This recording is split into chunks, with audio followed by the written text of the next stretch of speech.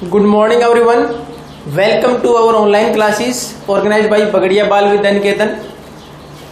We were going through the lesson what is government, सरकार है क्या, chapter 3rd of civics. Till the time we have gone through the definition of the government कि government है क्या, उसकी definition हमने पढ़ी. Then after different levels of the government हमने अलग अलग level पढ़े government के. उसके बाद हमने थर्ड पढ़ा था what are the different types of government. Only two major types we have gone through that these are democratic government and monarchial form of government. उसके बाद हमने पढ़ा कि किस प्रकार सरकारों को पावर मिलती है डिसीजन लेने की. उसमें हमने दो सरकारें पढ़ी. डेमोक्रेसी में लोग वोट डालते हैं, इन लोगों ने पावर दे रखी है. मोनार्चियल फॉर्म ऑफ गवर्नमेंट में हेरिडिटरी है, यानी राजा अपनी मर्जी से शासन करता है. ये हमने फॉर्म ऑफ द गवर्नमेंट पढ़ी थी. अब हम बेसिकली डिस्कस करेंगे डेमोक्रेटिक फॉर्म ऑफ गवर्नमेंट, लोकतांत्रिक सरकार which is elected by the people, लोगों के द्वारा चुनी जाने वाली सरकार. अब भारत में कौन सी गवर्नमेंट है, which type of government is in India? Democratic government. In December 2018 your parents, आपके माता पिता, उन्होंने वोट डाला and the Congress government was there. अब कांग्रेस सरकार बनी, अशोक गहलोत जी मुख्यमंत्री बने. देन आफ्टर इन मई 2019 में लास्ट ईयर हमने वोट डाला सेंट्रल गवर्नमेंट पार्लियामेंट के लिए. मोदी जी हमारे देश के दोबारा प्रधानमंत्री बने. तो यानी वोट के द्वारा सरकार चुनी जाती है.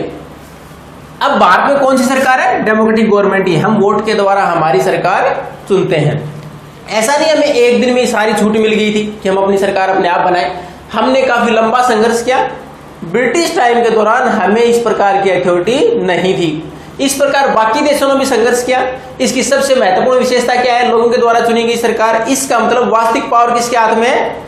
लोगों के हाथ में. इसका मतलब वास्तविक पावर डेमोक्रेसी में किसके हाथ में है? लोगों के हाथ में है.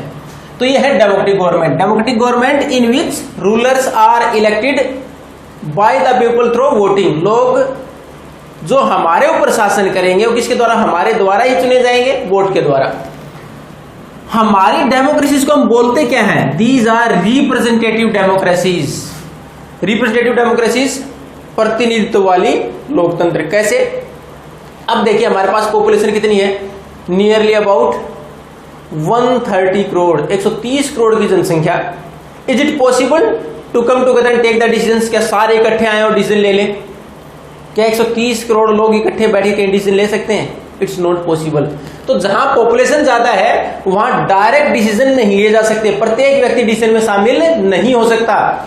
उसके लिए रिप्रेजेंटेटिव चुने जाते हैं, उसके लिए एक प्रतिनिधि चुना जाता है. जैसे कि हमारे यहाँ अगर लेजिस्लेटिव असेंबली की बात करें तो एक एमएलए चुनते हैं हम.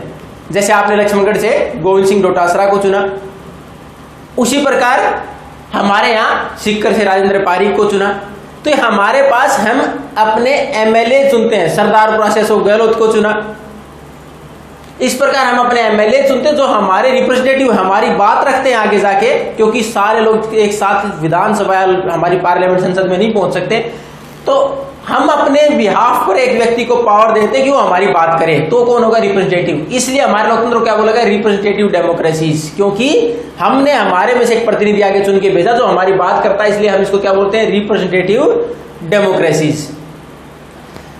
अब ये रिप्रेजेंटेटिव क्या है? हमारे बिहाफ पर विधानसभा में और लोकसभा में बात रखते हैं कि what are the requirements for us, what are the problem faced by the people to whom they are representative. जिनको कि वो प्रतिनिधित्व कर रहे हैं उनमें क्या क्या समस्याएं आ रही हैं. तो ये हमारे बिहाफ पर बात करते हैं. ये सब सारी चीजें सही प्रकार से कब चलेंगी? जब यूनिवर्सल एडल्ट फ्रेंचाइज होगा. What is universal adult franchise? हम इसकी डेफिनेशन पता नहीं. यूनिवर्सल सार्वभौमिक सब एडल्ट, हम युवा के लिए एक सर्टेन एज डिसाइड कर दी. वेस्क एक certain age. Franchise right to vote. Franchise right to vote, vote का अधिकार. यानी सबको वोट का अधिकार होगा तब रिप्रेजेंटेटिव डेमोक्रेसी काम करेगी. यानी ऐसा नहीं है कि 5, 10, 15, 20 लोग ही अपना रिप्रेजेंटेटिव चुन रहे हैं. सभी लोगों को एक सर्टेन एज के बाद राइट दिया जाए कि सब लोग अपना एक प्रतिनिधि चुने जो बात रखे. और भारत में ऐसा ही है. We have given the right to vote after 18 years of age. 18 साल या इससे ऊपर का कोई व्यक्ति होगा भारत में, उसको वोट का अधिकार है. वो रजिस्टर कराए इलेक्शन कमीशन के पास और वोट डाले. तो तो ये है यूनिवर्सल डिफरेंस। हमने किसी प्रकार का कोई भेदभाव नहीं किया, न महिला पुरुष का, न अमीर गरीब का, न धर्म के नाम पर, न जाति के नाम पर, यानी किसी भाषा के नाम पर, कोई हमने भेदभाव नहीं किया, सबको वोट का अधिकार दिया जिसकी उम्र 18 साल या इससे ज्यादा है। तो होता है यूनिवर्सल एडल्ट फ्रेंचाइज। तो रिप्रेजेंटेटिव डेमोक्रेसी ढंग से काम कब करेंगे? जब ये यूनिवर्सल एडल्ट फ्रेंचाइज होगा, सबको वोट का अधिकार होगा, सब लोग मिलकर अपना प्रतिनिधि चुनेंगे, सबके अनुसार एक व्यक्ति चुना जाएगा, तब वास्तव में ये डेमोक्रेसी ढंग से काम करेंगी। ये हमें सुनने में बड़ा इजी लगता है कि यही तो होता है। हमें इसलिए इजी लगता है कि आजकल जो हम ऑब्जर्व कर रहे हैं उसमें यही तो होता है कि हम सब लोग वोट डालते हैं 18 साल से ऊपर के, तो इसी प्रकार सरकारें चुनी जाती है। लेकिन ऐसा पहले नहीं था। Letter in the 9th standard में आप पढ़ोगे about the French revolution, France क्रांति के बारे में, जहां वोट के अधिकार के लिए काफी लंबा स्ट्रगल किया गया 1789 के टाइम पर। उस टाइम के ऊपर वोट के अधिकार के लिए काफी लंबा संघर्ष किया। केवल किनको वोट का अधिकार था? Only the people who have sum property, जिनके पास संपत्ति थी, अमीर लोगों को वोट का अधिकार था। और महिलाएं उसमें भी शामिल नहीं थी। तो ऐसा नहीं है एकदम से मिल गया, इसलिए हमें आज इतना आसानी इसलिए लग रहा है क्योंकि हमारे पास ऑलरेडी है। उसी का एक आपके बराबर में बॉक्स में एक एग्जांपल दे रखा है, the struggle movement for right to vote. ये महिलाओं से संबंधित है। अब ऐसा नहीं आसानी से वोट का अधिकार मिला। देखो अमेरिका में after a long struggle the women got right to vote in 1920। America के अंदर महिलाओं को वोट का अधिकार 1920 में मिला। Then after in UK, United Kingdom और the Great Britain, the right to vote was given to women in 1928। वहां भी महिलाओं को वोट का अधिकार 1928 में दिया गया। तो देखिए हमारी आजादी से केवल 19 साल पहले ब्रिटेन ने राइट टू वोट महिलाओं को दिया था। तो इसलिए अजीब नहीं लगना चाहिए क्योंकि पहले ऐसा नहीं होता था, कुछ एक लोगों को वोट का अधिकार था। इवन बिफोर इंडिपेंडेंस, आजादी से पहले हमारे यहाँ भी हालत यही थी।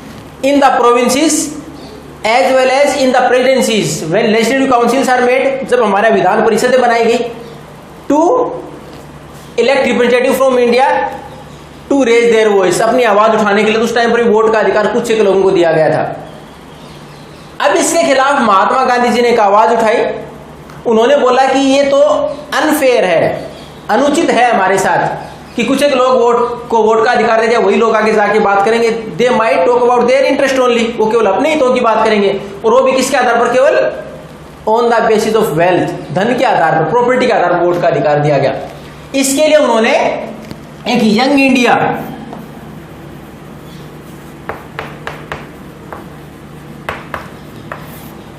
एक न्यूज़पेपर और पत्रिका उस टाइम पर निकलती, यंग इंडिया। महात्मा गांधी ने इसके अंदर 1931 में लिखा कि is it fair to give the right to vote to the person who collected the wealth only. उसने किसी प्रकार से भी कमाई हो, यानी कोई चोरी डकैती करता हो, उसके पास प्रॉपर्टी होगी तो राइट टू वोट मिल जाएगा।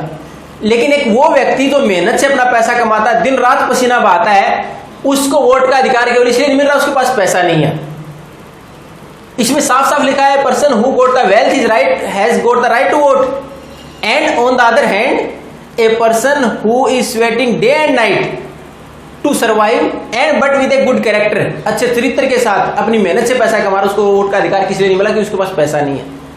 तो गांधी जी ने बोला है पूरी तरह से अनुचित है, it's not fair with the people who has no wealth और प्रॉपर्टी, जिनके पास पैसा नहीं है उनके साथ ये गलत है। इसलिए right to vote to be given to everyone, तो सबको वोट का अधिकार मिले आफ्टर सर्टेन एज, एक विशेष उम्र के बाद, जब हम ये माने कि they have the understanding of government की, वो सरकार की जानकारी रखते हैं, समझ सकते हैं इस चीजों को, तो उसके बाद वोट का अधिकार दे दिया जाए। In the beginning right to vote was given in India at the age of 21। जब हमारा देश आजाद हुआ तो हमने 21 ईयर्स एंड अबव के लिए वोट का अधिकार दिया था, लेकिन then after it was changed, उसके बाद इसको वापस चेंज करके 18 कर दिया गया।